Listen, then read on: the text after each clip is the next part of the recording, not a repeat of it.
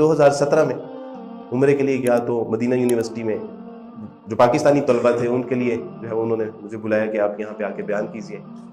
تو وہاں سے کچھ ساتھیوں نے کہا کہ جی اب آپ نے ایک مدینہ میں مسجد ہے وہاں جمعہ بھی پڑھانا ہے. تو میں جب مدینہ کی مسجد کے ممبر پہ جب چڑھا تو میری آنکھوں میں آنسو آ گئے.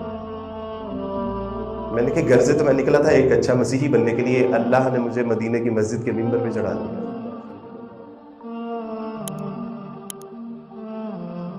صدقے دل سے جب انسان رائے حق کی تلاش میں نکلتا ہے اور جو سب کچھ اپنے اللہ پہ چھوڑ دیتا ہے پھر اللہ اسے نہیں چھوڑتا.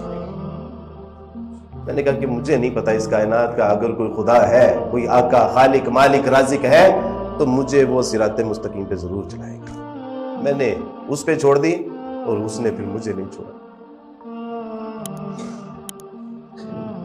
یہ میرے اللہ کا فضل ہے.